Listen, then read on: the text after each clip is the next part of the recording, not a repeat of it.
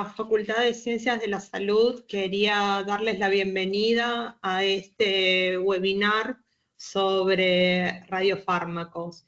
Quiero agradecer la presencia de todos y la presencia del doctor Roberto Márquez, miembro del comité asesor de la facultad y responsable de la seguridad radiológica de la universidad. Les quería, a modo de introducción, les quería comentar que los radiofármacos representan una de las herramientas más innovadoras dentro de la medicina moderna. Estos compuestos formados por una molécula con afinidad biológica y un radionucleido emisor de radiación permite visualizar, diagnosticar y en algunos casos tratar diversas enfermedades con una precisión inigualable, desde la detección temprana de cánceres hasta el estudio del funcionamiento de corazón, hígado, riñón, pulmón. Su utilidad clínica es cada vez más amplia y sofisticada. La historia de los radiofármacos se remonta a principios del siglo XX, con los primeros descubrimientos sobre la radioactividad y sus efectos biológicos.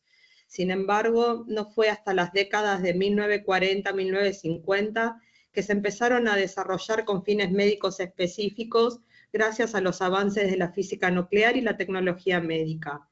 Desde entonces, su evolución ha sido constante, acompañando el permanente progreso de la medicina nuclear. Quiero darle las gracias a la licenciada Carla Salgueiro. Ella es licenciada en Ciencias Químicas, especialista en metodología de radiofármacos y tiene 17 años de experiencia en el desarrollo, producción y control de calidad de los mismos. Así que, Carla, te doy la bienvenida y agradezco tu participación y que hayas preparado esto. Quedamos atentos a vos. Hola, ¿qué tal? Buenas tardes. Gracias por la presentación, por la invitación. Bueno, les doy la bienvenida para hablar de hacer esta divulgación acerca de los radiofármacos. Vamos a compartir entonces el inicio de la charla. Bien, bueno, como les decía, vamos a hablar un poco de radiofarmacia, conocer los nuevos usos que tenemos tanto en tratamientos diagnósticos como en terapéuticos.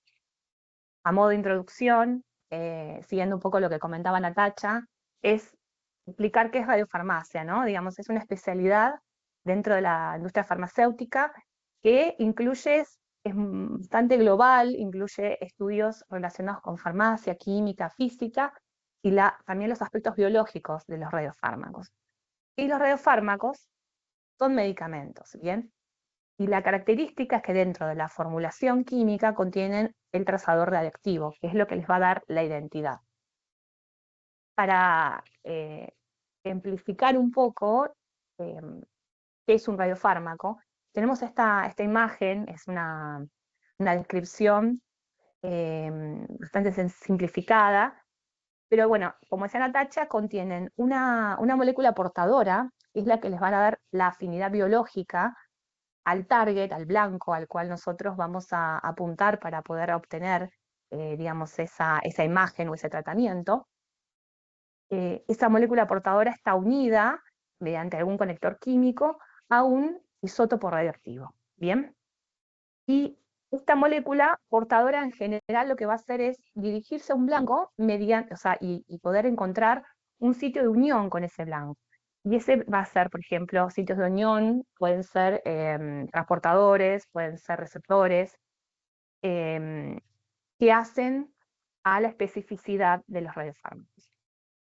Tenemos que tener claro que estas moléculas portadoras son una especie de vector, o sea, no le van a dar la funcionalidad como medicamento, sino lo que básicamente van a hacer es transportar al elemento radioactivo. Y el elemento radioactivo es el que nos va a dar la funcionalidad como un trazador diagnóstico o terapéutico, ¿bien? O sea que va a depender 100% de las características físico-químicas de estos radioisótopos para saber si los podemos utilizar en tratamientos diagnósticos o terapéuticos. Cuando hablamos de radiofármacos diagnósticos, recién escuchábamos que bueno, pueden utilizarse para diagnosticar diversas enfermedades, no solamente digamos, enfermedades oncológicas, sino también enfermedades como, no sé, infarto del miocardio, enfermedades respiratorias, neurológicas. Y en este caso vamos a utilizar radioisótopos que van a emitir de alguna forma radiación de fotones gamma, o van a emitir, por ejemplo, positrones que de alguna forma van a generar estos fotones gamma que necesitamos para poder interpretarlos a través de la tecnología médica en una imagen. O sea que un radiofármaco diagnóstico señala una captación específica e incluso nos permite estudiar funcionalidades de los sistemas, ¿bien? Van más allá de una imagen, sino que a veces seleccionando la molécula correcta, nosotros podemos, digamos, analizar la funcionalidad de un órgano. ¿Bien? ¿Cómo funcionan? En esta imagen lo que vemos es un ejemplo de un radiofármaco que se utiliza diagnóstico, en particular para tumores neuroendocrinos. ¿Bien?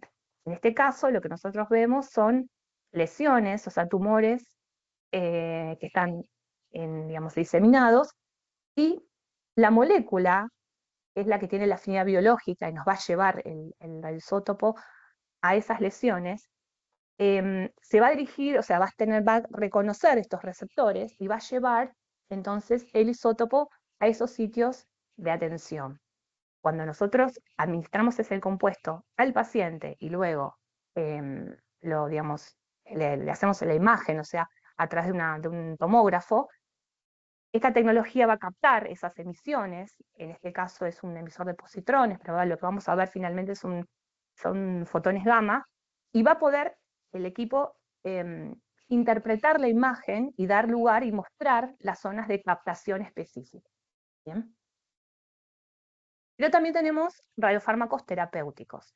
En este caso, el objetivo de estos compuestos es destruir o debilitar los tejidos.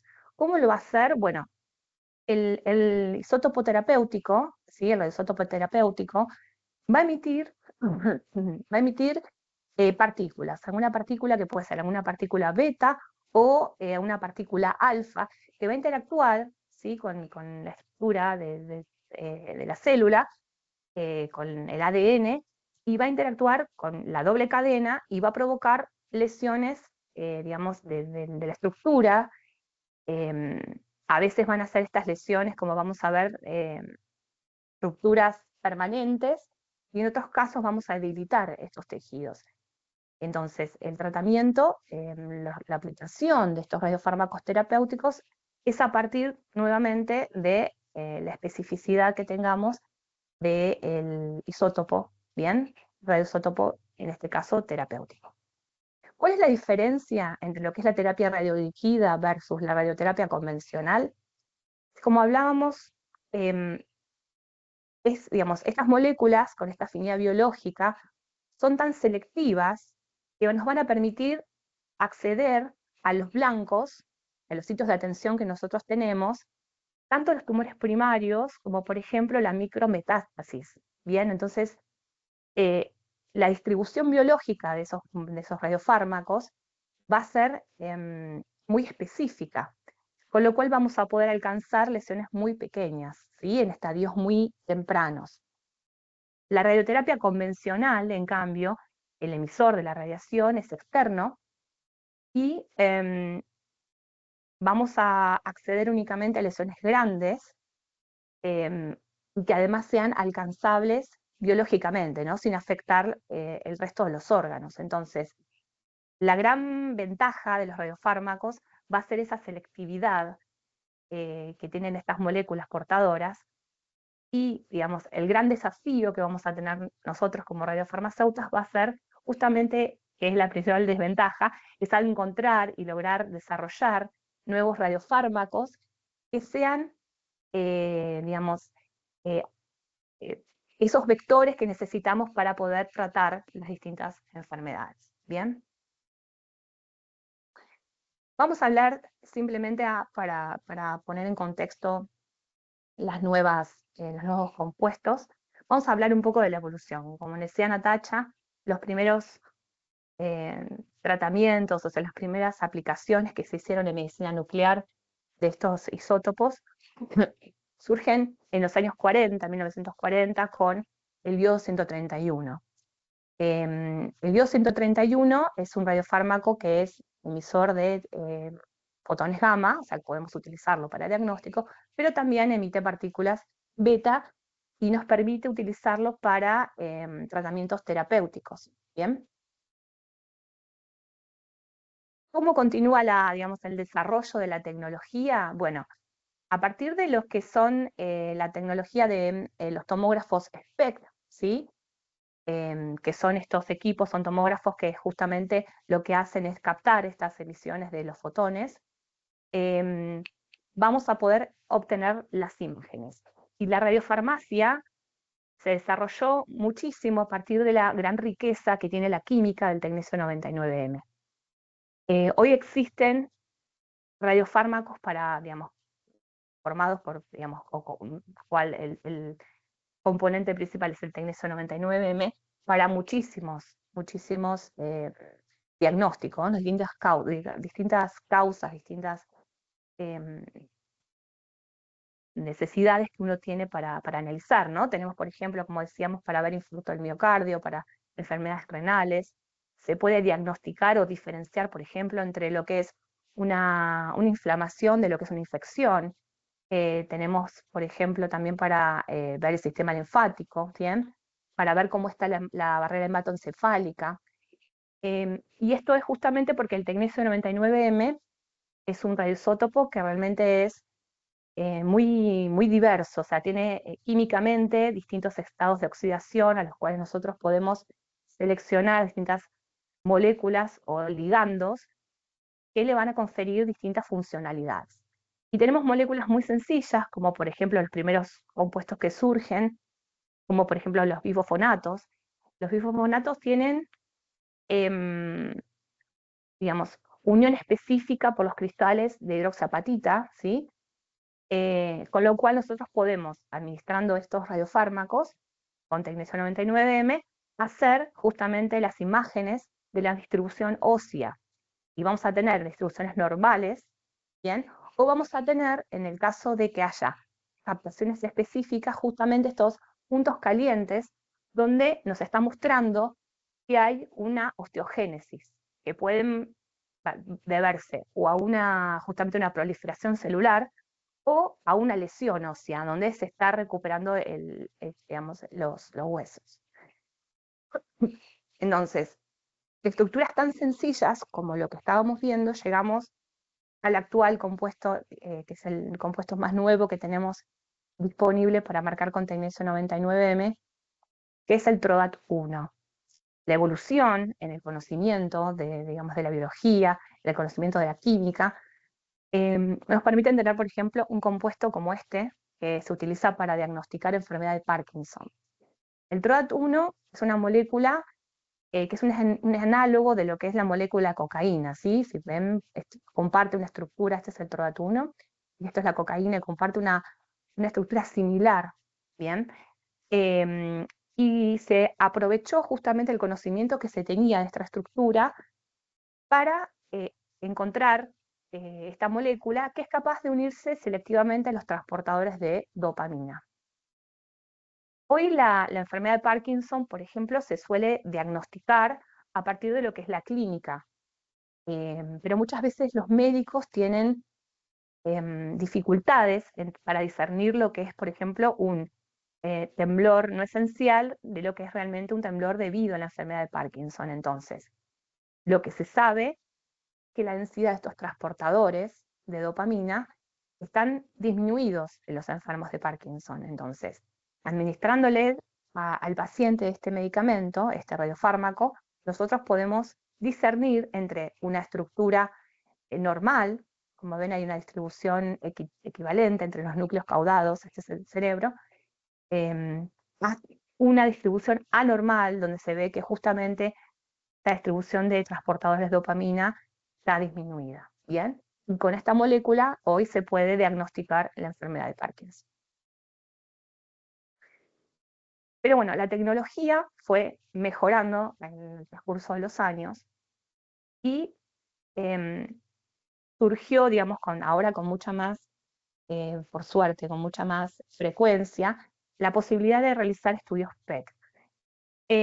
Los estudios PET es una tecnología digamos, médica, donde estos equipos, estos tomógrafos, permiten captar emisiones de positrones.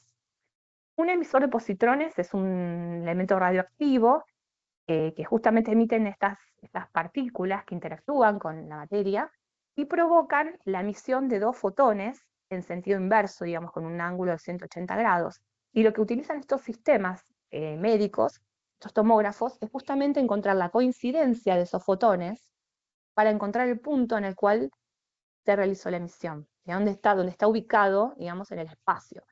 Y lo que nos permiten estos equipos es imágenes muchísimo más precisas que las imágenes de SPECT, e incluso permiten cuantificar las captaciones. La molécula que se utiliza muchísimo prácticamente hoy en lo que es la diaria, en los tratamientos oncológicos, en el seguimiento de los tratamientos oncológicos, es esta molécula que es la fluordesoxiglucosa o la FDG con flúor 18. Y como vemos, es una molécula que es análoga de la glucosa. La única diferencia química que tiene es el reemplazo de un hidrógeno por un fluoruro, ¿sí? Lo que se utiliza, la estrategia de esta molécula es ingresar a la célula de la misma forma que lo hace la glucosa, utilizando los mismos transportadores de glucosa. Ingresa a la célula, pero esto no es una glucosa, entonces no puede ser metabolizada de la misma forma que la glucosa y queda retenida en la célula. Aquellos tejidos, aquellas células que tienen, digamos, son neoplásicas, o sea, que tienen acelerada el crecimiento, van a tener mayor avidez de la glucosa y obviamente también de la FDG.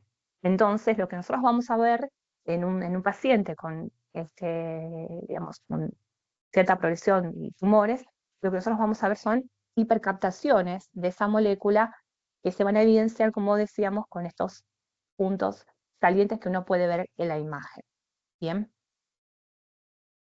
Pero la FDG, digamos, es una molécula, es un radiofármaco diagnóstico generalista, no nos va a poder decir qué tipo de tumor es, sí nos va a poder decir, nos va a informar,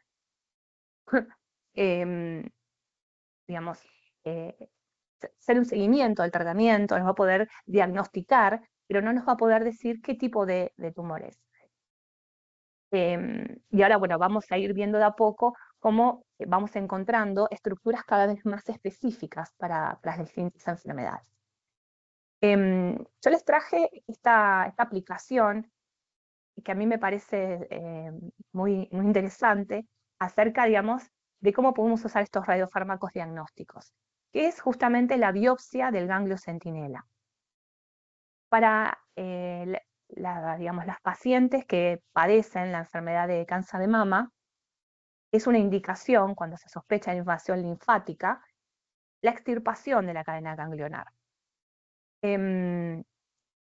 Esto a veces, digamos, no está del todo demostrado, la necesidad, y realmente complica la sobrevida o la vida del paciente por las complicaciones que conlleva no tener la cadena linfática. Entonces lo que se utiliza, esta estrategia, es administrar y realizar una biopsia a partir de la administración del nanocoloide de albúmina humana, marcado con tecnesio 99M.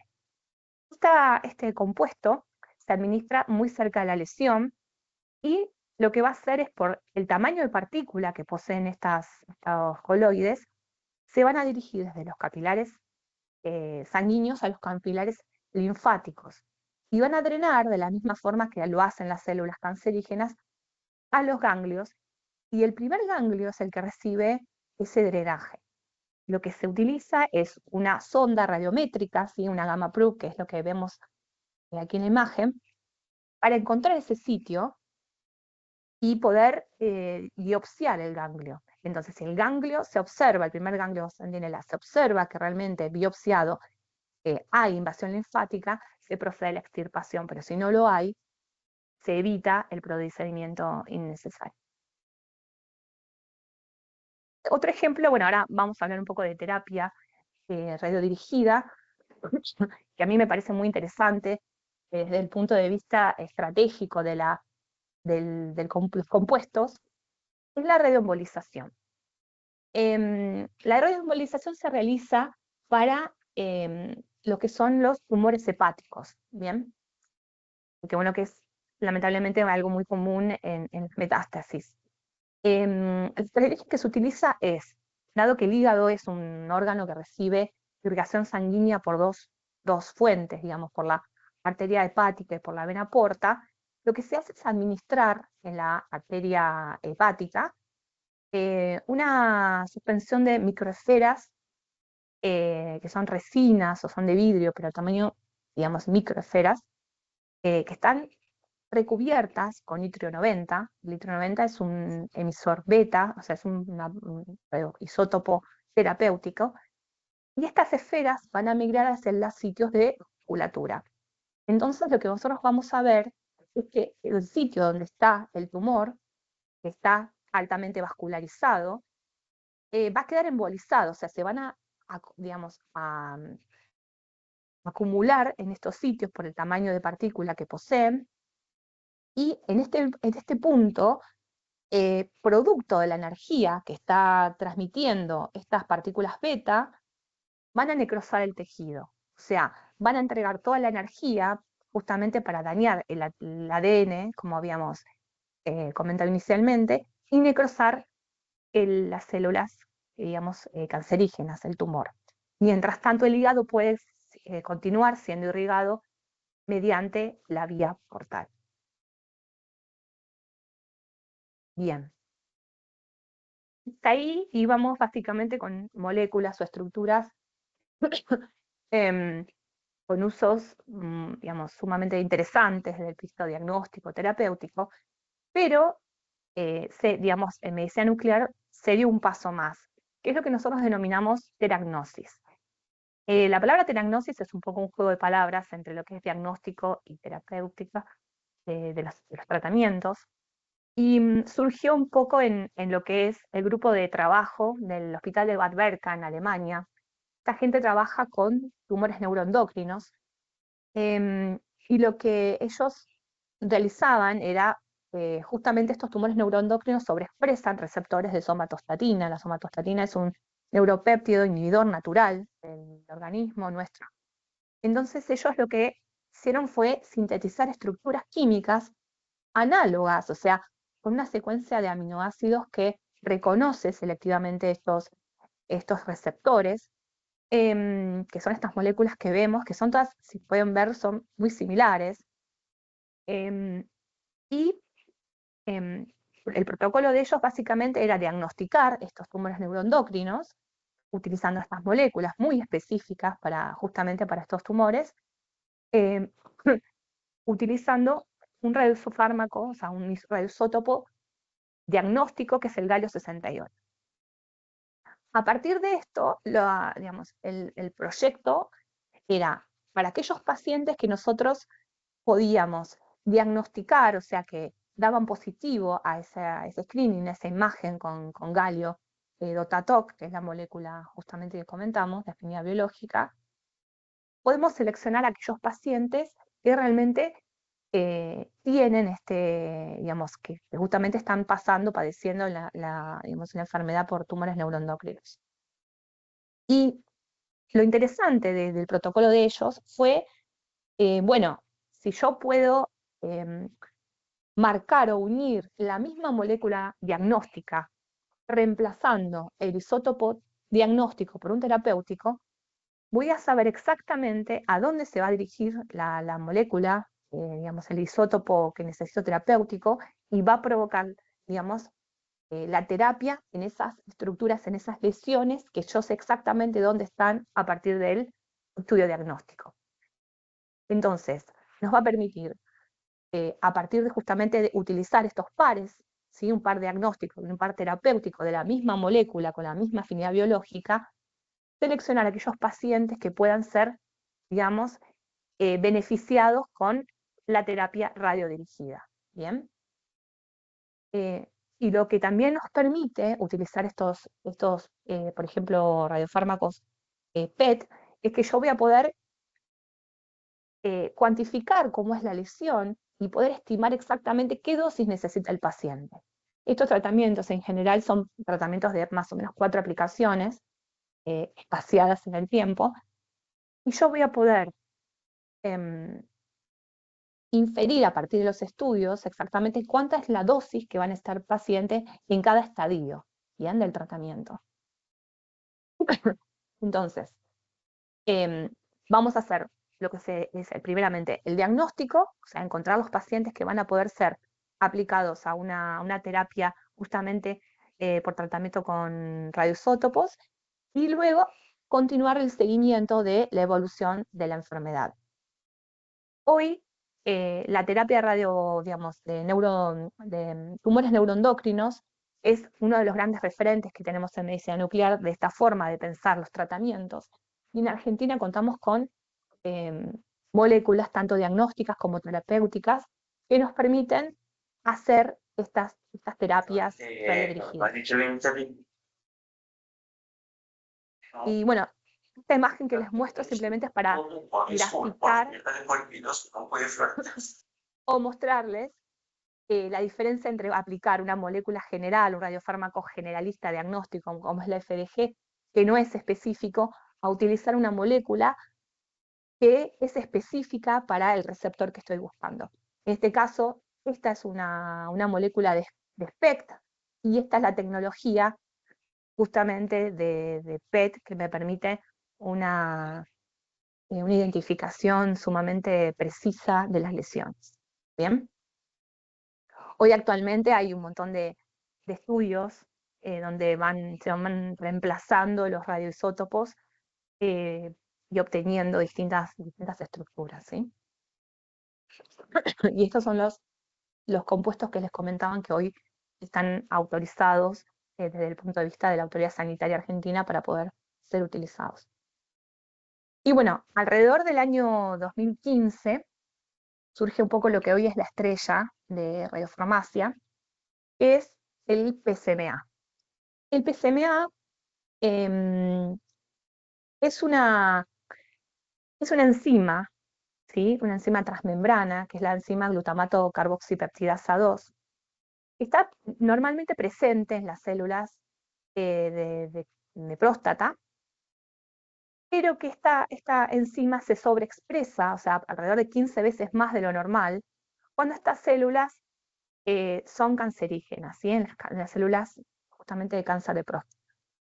Y la relación que hay sobre esta sobreexpresión es tan lineal que la sobreexpresión va a ser lineal al estadio y lineal a la agresividad que tenga el tumor. ¿Bien? Lo que se desarrolló es justamente a partir del conocimiento que existe hoy actualmente de la biología, que es impresionante, es la estructura de las moléculas químicas que sean capaces de unirse selectivamente a este blanco. Entonces, esta es la estructura, digamos, de la enzima, la glutamato carboxipeptidasa 2, y nosotros, está marcado en esta imagen, los sitios blancos de reconocimiento, que sí o sí va a tener que tener la molécula que le dé la afinidad biológica para poder llevar y transportar al radioisótopo a estos sitios de unión. Entonces, hoy actualmente tenemos muchísimos digamos, moléculas de afinidad, ¿no?, que le dan afinidad, que están siendo desarrolladas. Esto estamos hablando de compuestos realmente muy nuevos. Son todos muy similares, son todos básicamente inhibidores de esta enzima, y actualmente hoy tenemos registrado, este año salió el registro sanitario por la FDA del PSMA con lutecio 177, o sea, el PSMA para, digamos, para tratamiento. ¿Bien? Ahora en las siguientes diapositivas vamos a ver algunas de esas imágenes. Pero bueno, entiendo que en breve vamos a tener la suerte en algunos años de poder realizar esos tratamientos hoy, ¿sí? Hoy el compuesto diagnóstico sí está aprobado. Y bueno, para completar un poco lo que es los tratamientos terapéuticos, les traje unas palabras de lo que son las terapias alfa. Hoy cuando hablamos de isótopos terapéuticos, hablamos de radioisótopos emisores de partículas beta, como veníamos comentando, que era el caso del litio 90, lutecio 177. Pero tenemos otro tipo de partículas, que son las partículas alfa, que tienen la particularidad digamos, por las características físico-químicas de estas moléculas, de estas partículas, provocan un daño realmente irreparable en lo que es la estructura digamos, de los enlaces del ADN. Hoy cuando veíamos y la estructura, hablábamos de las partículas beta, para que ustedes se den una idea, una partícula beta es muy similar, o sea, es equivalente a un electrón, pero las partículas alfa son realmente grandes, o sea, son, químicamente estamos hablando, similares a lo que es un núcleo de helio. Entonces, el impacto y la transferencia de energía que se crea en el lugar del impacto, donde, digamos, se bombardea, o sea, llega o alcanza el blanco, es muchísimo, y digamos, al producirse la ruptura, la doble cadena, no hay poder de reparación del ADN. Con lo cual, la lesión es definitiva. Hoy en Argentina y en el mundo, el único compuesto que actualmente tenemos aprobado, alfa, es el cloruro de radio, el radio 223. Comercialmente se llama Sofigo, es de Bayer. Y bueno, básicamente el radio es un mimético del calcio, entonces va a localizarse en aquellas áreas de justamente osteogénesis. Se utiliza la aplicación médica, es para pacientes con metástasis ósea que, digamos, son resistentes, digamos, han pasado por los tratamientos y son resistentes a la castración química. ¿Bien? O sea, lamentablemente es una aplicación en los últimos estadios de la enfermedad. Pero bueno, hoy se están desarrollando estudios clínicos. De hecho, hoy Novartis tiene, como les decía, el registro del PSMA con lutecio y está realizando los estudios en fase 1 de actinio 225 con PSMA 6,7, que es la misma molécula que les mostraba, que hoy ellos lo tienen registrada con lutecio 177. Y la verdad que los trabajos que hay actualmente de los resultados que se obtienen con estas terapias alfa son impresionantes. Esta imagen, por ejemplo, es una imagen de un paciente donde vemos que prácticamente en 6 meses la progresión o sea, la mejora es impresionante, llegando incluso prácticamente a la remisión. Y en aquellos pacientes donde inicialmente han tenido tratamientos con lutecio 177 que no han podido mejorar o que han tenido una recidiva, la aplicación de estos compuestos con la misma molécula pero unido al actinio permiten resultados excelentes y de nuevo, ¿no? Llegando prácticamente a la remisión de la enfermedad.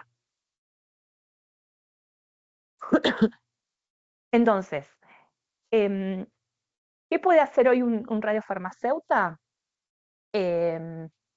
Bueno, hoy lo más importante, como hablábamos, era el desarrollo de estas moléculas. Entonces, una de las tantas posibilidades que uno puede encarar, digamos, al formar parte o querer formar parte digamos, de esta especialidad, es el desarrollo de estos nuevos compuestos. Y también de métodos nuevos de síntesis.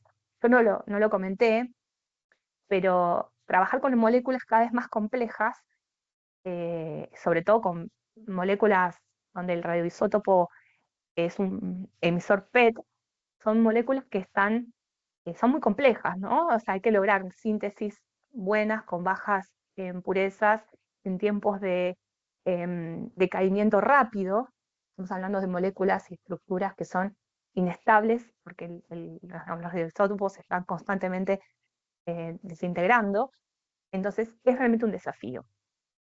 Un radiofarmacéutico se puede dedicar también a lo que es el control de calidad de estos nuevos compuestos, al registro sanitario de estos compuestos y también a lo que son los estudios clínicos y la farmacovigilancia. Lo que es la producción GMP y el control de calidad. Y por supuesto lo que es aseguramiento. Para resumir un poco o concluir lo que para mí en particular resulta un desafío en radiofarmacia, es justamente esto, ¿no? Tener un conocimiento cada vez más desarrollado de la biología y de los blancos de atención que nosotros queremos para poder crear más estructuras que nos permitan mayor aplicación de la radiofarmacia. Un conocimiento también importante de la química de los radionucleídos para encontrar métodos de síntesis más exactos, más precisos. Seleccionar estas uniones que hoy hablábamos al pasar, muy sencillas, ¿no? Como decíamos, estos conectores entre la molécula y, de funciones biológicas y el radioisótopo, en realidad tienen que ser uniones muy fuertes químicamente, tienen que ser compuestos muy estables. Desarrollar nuevas técnicas de síntesis y todo lo que son, por supuesto, los estudios preclínicos y clínicos, que den lugar, obviamente, a lo que es luego el registro sanitario, que es lo que nos interesa para poder ser utilizado. Y, por supuesto, el desarrollo de nuevos equipos médicos, nuevas tecnologías para SPECT o PET, y, por supuesto, lo que es la producción siguiendo las buenas prácticas de manufactura, y, por supuesto, lo que es la radioprotección digamos, del personal y de la comunidad. Así que simplemente el segundo cuatrimestre estaremos dando electiva 2 en radiofarmacia y los esperamos. Muchas gracias, Carla, por tu presentación. Antes de dar lugar a si hay alguna pregunta o algún comentario, quería también agradecer la presencia de la rectora de la universidad, doctora María del Carmen Magariños, que nos está acompañando.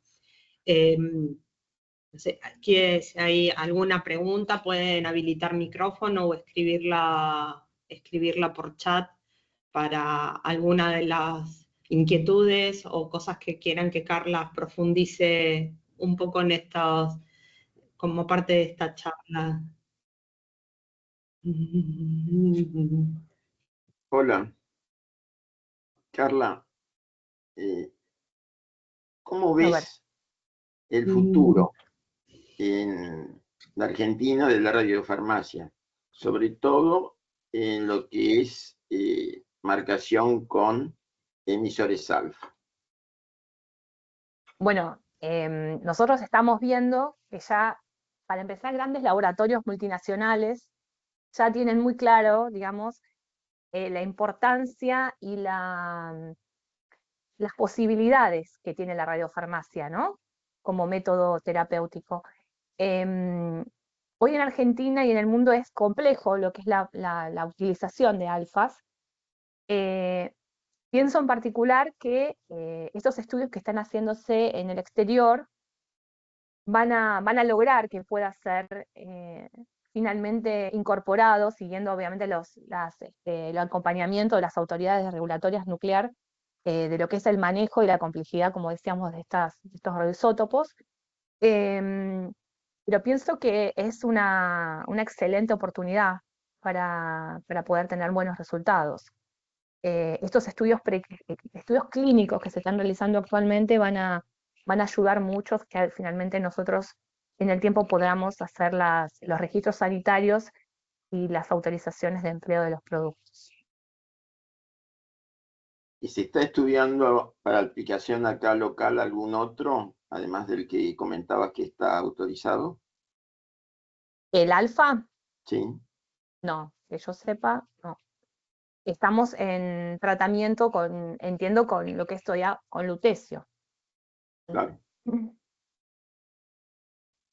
con lo que son los beta, digamos. Ok, gracias, muy linda la charla. Gracias. Carla, entonces, ¿vos considerás, acá la pregunta de la rectora, dice, ¿cómo imaginás la formación de nuestros egresados en radiofarmacia y radioquímica? Pienso que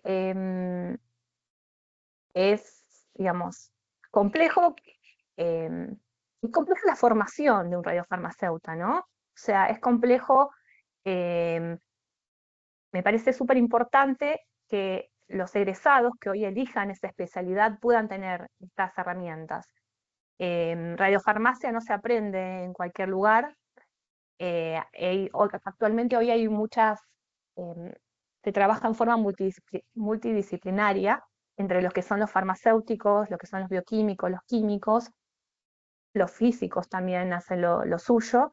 Y pienso que es muy importante, primero la divulgación, que se conozca estas posibilidades, esta especialidad, y sobre todo esto la formación, ¿no? Cuando uno está del otro lado buscando personal, por ejemplo, para lo que son los laboratorios o los centros de desarrollo, es muy complejo encontrar gente que tenga formación, que tenga una visión de lo que es la radiofarmacia. Por eso me parece tan importante la posibilidad de brindar este conocimiento digamos, a los estudiantes, a los futuros farmacéuticos y químicos que quieran participar. Sí, nosotros también estamos convencidos de que es todo un área de la farmacia, la química, como vos decís, así dentro de los estudios interdisciplinarios, que puede tener un gran desarrollo y ha tenido, o sea, si bien desde la década del 40 hasta ahora, como decíamos, desde los primeros radiofármacos hasta estos nuevos desafíos que estás planteando que se estarían estudiando, creo que ha avanzado mucho y ha permitido diagnósticos más certeros y más tempranos de un montón de patologías que antes eran muy complicadas llegar a poder tener esos diagnósticos, y en los casos donde ya se hace terapeuta con un daño menor para lo que serían tejidos circundantes, ¿no? Lo cual también es importante por el tema de la calidad del paciente, ¿no? Acá me pregunta Aldo si se pueden formar egresados en la central nuclear de Seiza.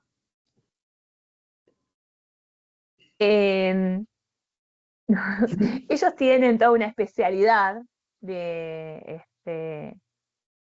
radiofarmacia, ¿no? De aplicaciones nucleares en realidad para lo que es medicina.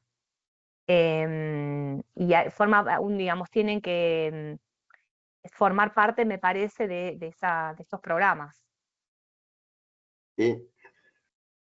Yo creo que, perdón, creo que para la universidad es una muy interesante posibilidad de estar formando profesionales, porque, como decías, es una interacción interdisciplinaria y hace falta químicos orgánicos, muchos químicos orgánicos que estén definiendo las moléculas que se van a necesitar para hacer la marcación. Y ahí sí, después va a entrar el químico que marque, el físico o radioquímico que esté viendo la utilización, dosis y demás. Por eso yo creo que es algo muy interesante en el ámbito universitario para la formación de profesionales, porque precisamente se da la combinación de las distintas ramas en un solo sitio y que pueden en conjunto elaborar una disciplina que para mí tiene un futuro impresionante, ¿no es cierto? Dentro de la medicina colabora activa y muy satisfactoriamente en por lo menos curar o mejorar la calidad de vida. Doctora Magariño, si usted quería comentar algo. el doctor Márquez me sacó las palabras de la boca. O sea, a mí me parece que esto es una buena oportunidad a partir desde la facultad y quizás tomando como eje tu carrera como carrera de grado, pero pensando en una carrera de especialización transversal para todas las titulaciones de la facultad, ir pensando en una carrera de especialización universitaria. Sí, sería uno de los, un poco respondiendo a tu pregunta, Aldo, y lo que comenta la rectora, estaríamos como pensando en poder desde la Facultad de Ciencias de la Salud tener alguna especialización de posgrado dentro de esta área. Un poco también como comentaba Carla, a los laboratorios que producen estos radiofármacos no les está siendo fácil cubrir el personal con conocimientos que se necesita para sostener la producción que hay y para generar nuevos radiofármacos, así que un poco sería como un objetivo que tenemos como facultad, poder ir hacia allí. Bueno, Carla, te agradezco nuevamente mucho el habernos compartido esto, y bueno, vamos hacia allí también, Carla. Un placer. Así que vamos hacia una especialización dentro de la facultad en esta área. Un placer. Bueno, muchas gracias a todos los que se han sumado, y bueno, Carla es docente de la universidad, así que cualquier cosa que le quieran consultar posterior a esta charla que tal vez quede en preguntas, en reflexión, lo pueden hacer a través del correo electrónico, y aquellos que si son alumnos de farmacia, la verán como docente en la electiva 2 en el próximo bimestre. Muchas gracias a todos.